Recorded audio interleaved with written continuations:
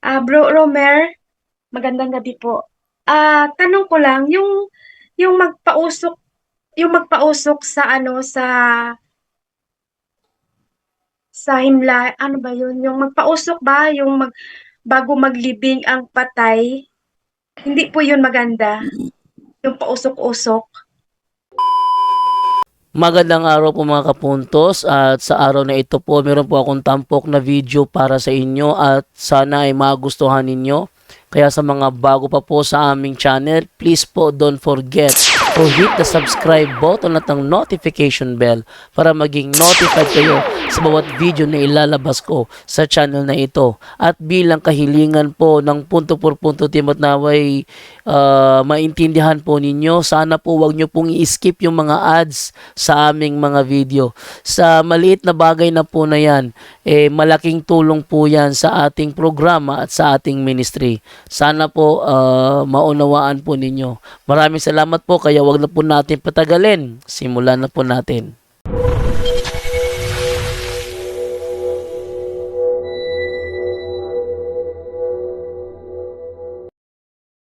Bro Romer, magandang gabi po.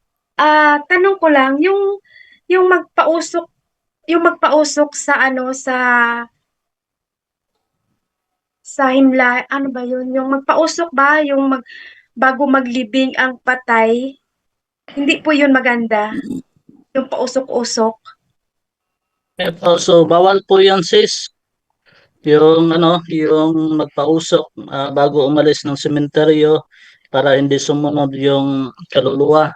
Wala naman po yung mabasa sa Biblia yung magpausok ka talaga kasi baka sumunod yung kaluluwa. Hindi po yan totoo. Mas lalong nai-infested po kayo, yung occult contamination mas didikit sa buhay ninyo at sa pamilya ninyo. Kaya nga po, iwasan po ninyo yon. So, yun ang sagot natin, sis. Okay po.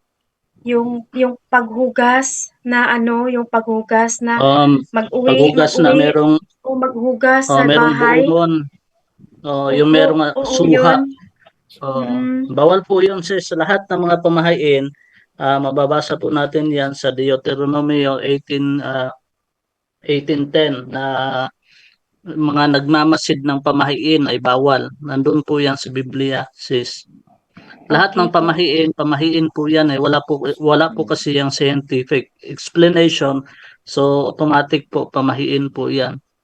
Wala Okay ding po. mababasa sa Biblia kasi mababasa natin sa Deuteronomy na lahat ng sumasangguni sa mga patay, lahat ng mga nagmamasid ng pamahiin ay kinasusuklaman ng Diyos. So bawal po yung pamahiin, lahat ng pamahiin po ay bawal. So yun po sis. Okay, salamat Bro Romer. At magandang gabi po Salamat po. muli. Okay. Magandang God gabi po. bless. God bless. May tanong dito galing kay Catholic. Kapag nagbabasa po kami ng Biblia, halimbawa po sa bahay o sa GSK o kaya gagmay ng simbahang katilingban, small Christian community, kailangan po ba namin mag-antanda o manguros gaya ng ginagawa ng pare sa misa kapag binabasa ang ebanghelyo? Kahit na mga lay kulang kami, Bro Angel? Yes, nasanay na yun ang ano natin dito, ritual na natin kasi yun, no, sa mga yun ang simbolo ng pananampalataya natin as one God, three divine person. So lahat naman ng dasal kailangan talaga as much as possible. Lagyan mo ng sign of the cross. Ang mga hindi nagsa-sign of the cross naman kasi mga protestante lang. So sanayin nyo yun kahit saan, kahit anong gagawin nyo. Let's make sign of the cross kaya is the shortest, no? The shortest prayer. So prayer kaya yun, no? Yung faith mo sa ngalan ng Ama, ng Anak, Espiritu Santo. Minsan nga kahit hindi yung, 'di ba? Kahit nasan ka, marami siyang symbol, sumisimbolo ng faith mo. Kapag dumadaan ka nga sa 'di ba, sa simbahan, bakit ka nagsa-sign of the cross? Kasi sumisimbolo nandun kasi si Jesus dun sa tabernacle. So, bakit ka nagsa-sign of the cross kapag bago tayo kumain o bago tayo magdasal, bago ano, yun ang ano ng rituals na ng faith natin bilang Katoliko, kapatid. Kasi one of the reasons why you're Catholic because of the signs of the cross. Pag wala ka nun, medyo delikado na yun. Parang crucifix and cross. What's the difference? Bakit crucifix ang ginagamit ng Katoliko? As much as possible, crucifix. Kasi, bakit? May mga cross kasi ginagamit ng mga Protestante yan. Cross lang, walang Jesus. So, kaya, dinidiscourage ang tao na cross lang ang gamitin. Kailangan crucifix yung nandun si Jesus. So, ganun Bro, din sa Angel. sign of... yes, bro. Baka yung sinasabi niya yung 'di ba kapag nagko-cross tayo sa noo, sa bibig at sa dibdib. Yung triple cross. Yes. Pag Yung nagbabasa. ang mabuting balita ayon kay San Pablo, ayon kay San Mateo, tapos pinupuri ka Yes po. naming Panginoong Jesucristo. Yung triple cross ba yung sinasabi mo? Bakit ka nagko-cross sa noo, sa bibig at sa Ba, dibdib? sabi niya dito, kailangan pa ba namin gawin 'yun? Parang nagba-Bible study rin sila, pero ang tanong niya dito kung kailan pa ba nilang gawin 'yun, yung ginagawa ng pare na kapag nagbabasa ng ebanghelyo, 'di ba nagtatlong cross yung ginagawa? Triple cross. Okay. Kala ko sign of the cross ka mo. Yung triple pala, yung after ng nagbasa ng ebanghelyo na ng pare. Pwede rin hindi na. Wala namang problema yun. Wala namang tinuturong pinagbabawal yun, lalo na sa atin. No, but of course, sa atin kasi gospel reflection yan. Sa lahat ng nakikinig, no, yung ginagawa natin, there's a difference po. No? There's a difference between homily and gospel reflection. Pag sinabi mong homily, part yan na liturgy, hindi natin pwedeng gamitin yon. So, ang term na homily, sabi nila, ay, si brother, homily, nag-homily. Gusto ko po yung homily. Ganun. Hindi po homily yon, gospel reflection lang po yon. No? Pag sinabing homily, sa pari lang po yon na pwedeng natin idugtong. So, yung ginagawa nila, gospel reflections, kahit wala na, okay lang naman yon kung nakikinig siya ngayon. Ngayon, ano ba yung triple cross na yon? Para isa-isip mo siya, no? Ikalat mo sa bibig mo, and the same time, confession yun. Yung heart, yung dito sa dibdib, isa puso mo yung salita ng Diyos. Yun ang mga signs ng triple cross na yun. So, kailangan pa ba? Yes, pwedeng namang, kahit hindi na po, dahil yun po kasi nasa part lang yun talaga ng liturgy. After, before homily si Father, after niya binasa yung mismong gospel for that day. Yun po, Bro Vicente. May tatlo to pero isang buuin ko na lang to. Una, sa mga pagtitipo namin sa GSK, napapansin ko po na kapag nagbabasa sila ng Biblia o mag-rosary, parang nagmamadali. Hindi pa tapos, basahin, may sumasagot agad. Pangalawa, bago pa lang Ang ako tawag dyan, Bro Vicente, ang tawag dyan, Rosary Express. Yan na siguro yung vein. Oh, Vin Tapos, yan. ito yung pangalawa. Sabi niya, bago pa lang po kasi ako sumali sa kanila, kaya nanonood o nagmamasid pa lang ako sa ginagawa nila.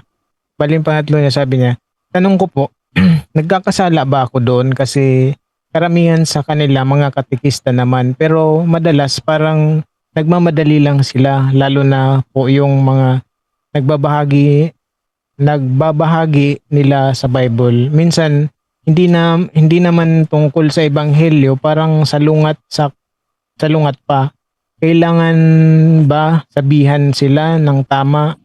Di pa ako ganoon ka-close nila. At tapos kapag nag-insert ako ng word ng akin, parang hindi pa sila makinig. Paano po gagawin ko, bro? Well, meron nga tayong sin of omission na tinatawag, no, na kapag alam mo ang isang bagay tapos hinayaan mo lang na hindi mo sila sinabihan, kasalanan tawag doon. Pero minsan kasi tayo kasi tinatiming natin eh. Kasi syempre ayaw natin ng kaguluhan, di ba? Lalong-lalo na ang ginagawa nila is Bible study. Okay, so Bible study kasi yun. So, yung kasing explanation nila base yun sa kung ano lang yung naabot nila, no? So even sila siguro hindi din nila alam na mali yun, kasi ang mali kasi doon kapag alam na nilang mali tapos pinagpatuloy pa rin nila. So sa part nung nagtanong, ang kapayo ko na lang kausapin after ng Bible study nyo. Kasi kung dyan mo siya i-correct sa Bible study nyo mismo, baka magkaroon kayo ng debate. So, hindi maganda. No? Ang kapayo ko sa iyo, kapatid, sabihan mo pa rin para maging aware siya. Ma-aware siya sa kaniyang pangangaral, no? Kasi delikado din kasi yan na ikaw na nagtuturo, mali din yung ipinapangaral mo, no? 'Di ba may kasabihan nga na delikado mag-drive ng eroplano na ang alam mo lang paandarin ng eroplano, hindi mo naman kayang paliparin. So delikado po 'yan, no? Yan mo lang siguro, ilagay mo lang sa tamang panahon, ilagay mo sa tamang, kasi ako ganito, no? Dito, mayroon akong gustong sabihin sa particular na Pilipino dito, pero hindi ko naghahanap ako ng tamang tiyempo. So, nung nagkaroon ako ng tamang tiyempo, of course, sa panalangin ko din, no, na tutulungan ako na masabihan ko. At nung nagkaroon ako ng pagkakataon, sinabihan ko. In a good way. Dinaan ko sa tanong. Nung nakuha ko yung loob niya, advice ko ito, ganito na lang gawin mo. Nung nakuha ko yung loob niya na parang naging responsive na siya sa akin, na parang na-feel ko na parang, ano na siya, mayroon na siyang, kung sabaga makipagsalitaan sa akin ng free, yung no holds bar. Nung na-sense ko na parang na talaga siya sa akin, nakipag-exchange na, doon ko ipinasok yung aral. Sinabihan ko, wag ka munang maano kasi ito kasi yung alam ko na turo ng simbahan. Gusto ko lang sabihin sa iyo kasi ako kasi na nakakaalam, ako din ang mananagot nito pag hindi ko masabi sa iyo. Sabi niya, okay lang naman. So, kasi nakuha ko yung loob niya. Kaya, ang isip ko kasi, kung ginawa ko yun na out of timing, baka kalimutan na niya akong kaibigan niya. So, yun kasi ang iniiwasan natin eh. No, wag, kung sabaga, ilagay pa rin natin yung ating sa ating sarili ba na hangga't maaari hindi maano yung relasyon yung dalawa, hindi masira yung relasyon niyo. So pray mo kay God na tulungan ka na masabihan, tulungan ka na mabigyan ng tamang panahon, no, at timing. Tutulungan ka naman ng Diyos no. At doon naman sa sa pag-rosary ng kinakailangan talagang masabihan yon, no? Kung yung rosary na yon, yung tinatawag na manalabtan, ano ba yung manalabtan sa Tagalog? Kung manalabtan yan, ang manalabtan kung sa Tagalog pa, yung batong nagdadasal sa mga patay, tagadasal ng patay, manalabtan tawag sa amin yan yung tagadasal sa patay. So wag na kayong kumuha ng ganung uri ng tagadasal sa patay. Kumuha kayo ng maayos na tagadasal. Much better pa nga, mas kayo na lang magdasal no? Kasi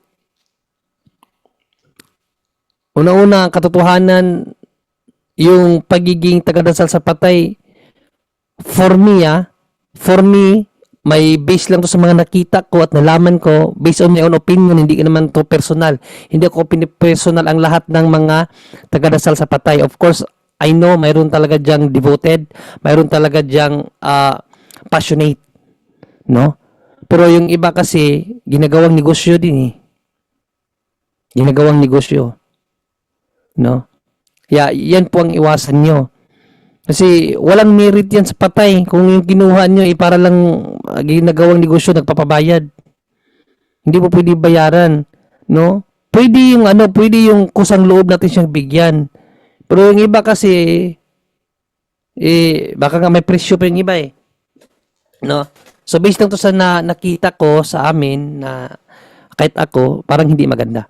Kaya nga may nagsabing pari doon eh, sino ba yun? Na pari ba yun? Or isang religious lang, nakalimutan ko na sabi pa nga niya, kayo na lang ang magdasal, siguraduhin nyo lang na nasa estado kayo ng grasya. Kasi siguradong diringgin ang panalangin nyo. Kaysa kumuha kayo ng tagadasal sa patay, yung tagadasal naman sa patay, namuhay sa wala sa ilalim ng grasya. So useless din, magbayad pa kayo. So mas mabuti pa kayo na lang pamilya. 'Di ba? Tapos alam mo yung aral kung paano ang tamang papanalangin ng rosary. Kasi kinakailangan kasi ng yan eh, kinakailangan ng meditation yan eh. Kaya nga meditation ng tawag diyan eh. 'Di ba? Magme-meditate ka, hindi ka lang nagrosary na para kang castrate tape na inilagay sa kaset tapos kusang tumunog hanggang matapos. Hindi po ganoon ang pag-rosary mga kapatid. No, kinakailangan niya ng pagnilay. So, much better na maghanap kayo ng, kung hindi nyo kaya na kayo pamilya mag-rosary, so maghanap kayo ng matinong tagadasal. Matino, yung talagang passionate, yung talagang hindi nagmamadali. Dami niya sa amin, kabibilis. May yung mga tagadasal sa pray, kabibilis silang magsalita.